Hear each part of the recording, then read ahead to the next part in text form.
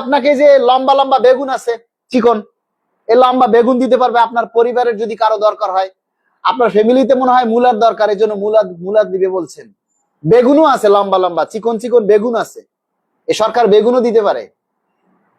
ঠিক আছে, সুতরাং কথাবার্তা যাই বলেন ভাইবা চিন্তা বললেন।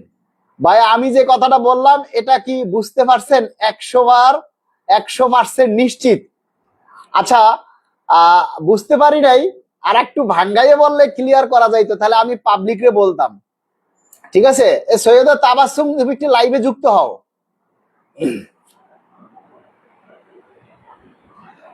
তাবাসসুম আমাদের অর্থ সম্পাদক, তুমি ফ্রি থাকলে লাইভে যুক্ত হও। যারা আজে বাজে কমেন্ট করে তারা হলো মূর্খের দল। আমি একবারে নির্ভরযোগ্য সূত্র বলি, আমাকে যেটা বলেছে, আমরা যদিও বলতেছি যে এই মাসের মধ্যে গেজেট না হলে আমরা আন্দোলনে যাব, আন্দোলন বললেই কি খালি রাস্তায় নেমে মিছিল করলেই কি আন্দোলন হয়? আন্দোলন বলতে কি বুঝায় বলেন? মালিক সাহেব, সবার কমেন্ট পরে, নেতিবাচক কমেন্ট নিয়ে চেঁচামেচি করেন না, রাইট? আপনার জন্য অনেক দোয়া, শুভকামনা। মাননীয় অর্থমন্ত্রী মহোদয় কর্মচারীর পক্ষে অনেক পজিটিভ, সরকার পে স্কেল গেজেট করবে আশা রাখেন ইনশাল্লাহ। আমার দেখা মতে পে স্কেল নিয়ে আপনি যতটুকু সোচ্চার ছিলেন আর কেউ এমন সোচ্চার নেই। আচ্ছা, ফয়সাল আহমেদ, পে স্কেল ঠিকই দিবে ভাই, কিন্তু ভয় অন্য জায়গায়। পে স্কেল কাটছাট করে এমন অবস্থা যেন না করে যেন পে স্কেল দেয়া আর না দেয়া সমান কথা। ওরে ভাই, আমাদের এখন কথা কি জানেন? 2015 সালে আওয়ামী লীগ সরকার গেজেট করে পে স্কেল বন্ধ করে দিছে। 2015 সালের পরে গেজেট হয়েছে, আওয়ামী লীগ সরকার পে স্কেল একবারে বন্ধ করে দিছে, আর স্কেল হবে না। তো যেখানে এই সরকার এসে আপনার বন্ধ থাকা জিনিসটা চালু হচ্ছে, এটাই অনেক, আমার কাছে এটাই অনেক। কারণ একবার পে স্কেলটা যখন চালু হবে, তার মানে কি বুঝেন? আমি 5 বছর পর আর একটা পে স্কেলের আবেদন করতে পারবো। আর পে স্কেলটা যদি চালুই না হয়, তাহলে আমাকে এটা চালু করতে আরো 2-4 বছর যাবে, ঠিক না?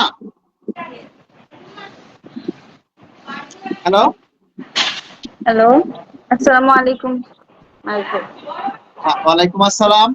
আমাদের সাথে লাইভে যুক্ত হয়েছে বাংলাদেশ সরকারি কর্মকর্তা কর্মচারী কল্যাণ সমিতির সম্মানিত অর্থ সম্পাদক সৈয়দা তাবাসসুম মিম আমাদের লাইভে যুক্ত হয়েছে। আমরা তাবাসসুম মিম অনেক সুন্দর আলোচনা করে, এবং বিশেষ করে কি বলবো, অনেক যুক্তি দিয়ে কথাগুলি বলে। আমরা তাবাসসুমকে আমি প্রশ্ন করব, আমি তাবাসসুমের কাছ থেকে একটা একটা করে আমি সেই প্রশ্নের উত্তর দিব। তাবাসসুম শুনতে পাচ্ছেন?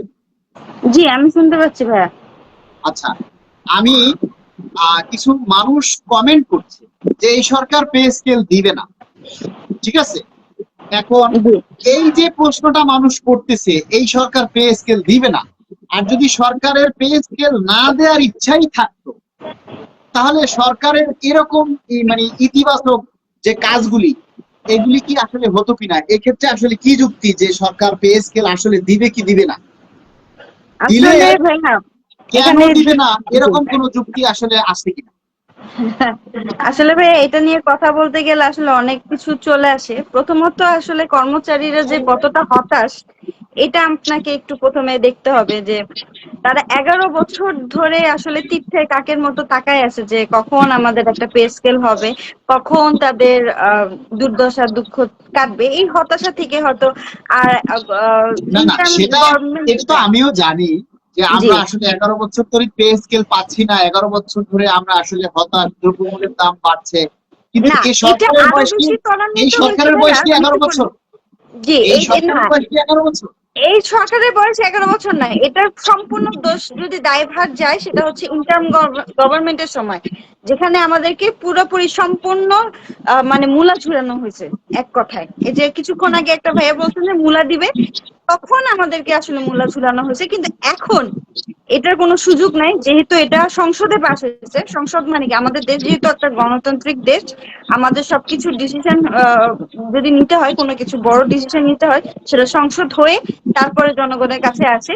সুতরাং সংসদে যেহেতু এটা উত্থাপিত হয়েছে, আমরা 100% আশাবাদী ইনশাল্লাহ আজকে না হলে কালকে অবশ্যই প্রজ্ঞাপন জারি হবে। তবে হ্যাঁ, সরকারকে সময় দিতে হবে, কারণ আমাদের উচ্চ মহল থেকে, সুশীল সমাজ থেকে, অনেক দিক থেকে হচ্ছে এটা নিয়ে চাপ সৃষ্টি করতেছে। এই জন্য সরকার এটাকে কতটা মানে পরিকল্পিত ভাবে দেওয়া যায় সে চিন্তা করে হয়তো বা হচ্ছে একটু সময় নিচ্ছে। আমরা একটু সময় দিই। আমরা এত 11 বছর ধরে ওয়েট করতেছি, আমরা কেন আর কিছুদিন ওয়েট করতে পারবো না? 2015 সালের যে লাস্ট পে স্কেল হয়েছিল সেটার প্রজ্ঞাপন কিন্তু ডিসেম্বরে দেওয়া হয়েছিল, তাই 6 না মাস ভাই? পর। আপনি তো তখন ছিলেন, হ্যাঁ, বা 6 মাস 6 পর মাস পর। দিছিল। তো সুতরাং এত বছর যেহেতু আমরা ওয়েট করছি, আমরা কেন আর 2-3 মাস ওয়েট করতে পারবো না? আমরা দেখি, তারপরে তো অবশ্যই একটা সিদ্ধান্তে আমরা আসবো, তাই না? আমরা তো আছি এই কর্মচারীদের জন্য। না না, কিন্তু আরেকটা জি, জিনিস আমি বলি, এই যে ওই প্রশ্নটা যে মানে সরকারি পে স্কেল দিবে না, যদি সরকারের এরকম চিন্তা থাকতো যে পে স্কেল এবছর দিবে না, তাহলে তাহলে এটা তো সংসদে সরকার উত্থাপিত হতোই না। তাহলে তো সরকারের ঘোষণাটা যেন তেন ভাবে যে কোনো একটা প্রোগ্রামে, যে কোনো একটা সম্মেলনে, যে কোনো একটা সভায় বা সচিবালয়ের বারান্দায় বসে এই ঘোষণাটা দিতে পারে।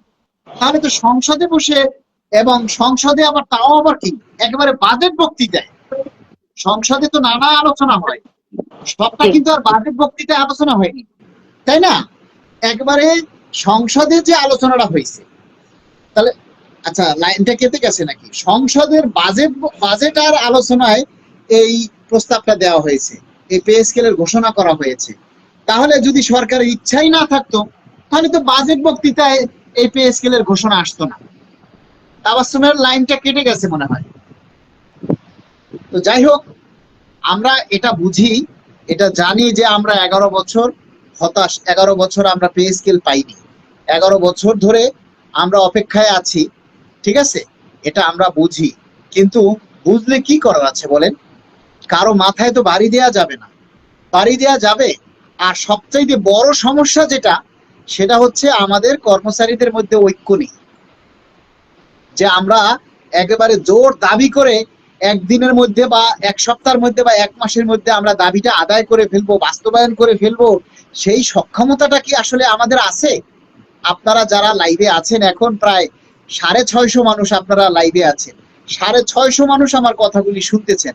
আপনারা একটু বলেন তো, এই যে পে স্কেল যদি আমাদের সরকার না দেয়, তাহলে আমরা একবারে আন্দোলন করে এক সপ্তাহের মধ্যে বা এক মাসের মধ্যে আদায় করে ফেলবো, এই সক্ষমতা কি আমাদের আছে?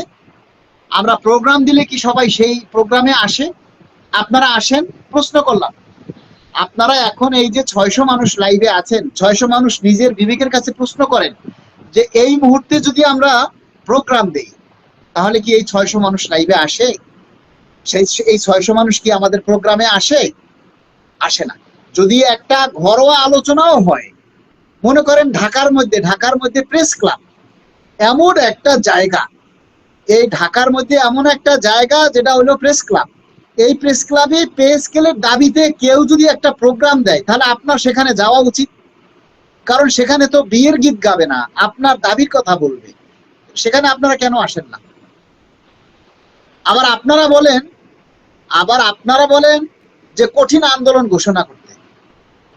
কঠিন আন্দোলন ঘোষণা করলে আপনারা তো আসবেন না। আন্দোলন করবে কে? আন্দোলনটা করবে কে বলেন তো? আপনারা তো কেউই আসেন না। প্রোগ্রাম দিলে, একটা কর্মসূচি দিলে আপনারা কেউ আসেন না। শেষ ভালো যার, সব ভালো তার, কথায় আছে না? পে স্কেল নিয়ে সরাসরি কাজ করে, পে স্কেল নিয়ে সরাসরি কাজ করে এমন কিছু মানুষের সাথে আমাদের যোগাযোগ হয়, কিন্তু নাম বলা যাবে না, স্পেসিফিক বলা যাবে না। শুধু এতটুকুই আপনাদেরকে আশ্বস্ত করতে চাই, অতি অল্প দিনের মধ্যে পে স্কেলের গেজেট হবে, এবং আপনারা 1 জুলাই থেকেই তার বকেয়া সহ আপনারা পাবেন ইনশাল্লাহ। এবং সবচেয়ে বড় কথা কি জানেন? যদি 6 মাস পরেও গেজেট হয়, যদি 6 মাস পরেও গেজেট হয়, 1 জুলাই থেকেই আপনারা পে স্কেল পাবেন, এবং 1 জুলাই থেকেই আপনারা তার বকেয়া সহ পাবেন। এই ব্যাপারে কোনো অনিশ্চয়তা নেই, কোনো সন্দেহ নেই। এখন আন্দোলনের নামে সরকারকে বিভ্রান্ত করা যাবে না, তাহলে হিতে আবার বিপরীত হতে পারে। আন্দোলনের নামে সরকারকে বিভ্রান্ত করা যাবে না। আপনি মনে রাখবেন ভাই, আপনি সরকারের বিরুদ্ধে একটা কথা বলতে পারেন, কিন্তু সেই কথাটা বলার পর আপনি সেটা হজম করতে পারবেন কিনা সেটাও চিন্তা করবেন। এই যে আমরা সরকারের সমালোচনা করতেছি না, সরকারের কাছে আমরা দাবি করতেছি না, আমরা কি সরকারের কাছে দাবি করতেছি না? করতেছি তো। কই, আমরা তো কখনো সরকারকে বিভ্রান্ত করার মতো কোনো কথা বলি না। আমাদের যা কিছু, আমাদের যত দাবি আছে সেটা আদায় করতে হলে অবশ্যই সরকারের কাছে দাবি করতে হবে। সেটা সরকারকে বিভ্রান্ত করে নয়, সরকারকে বিপদে ফেলে নয়।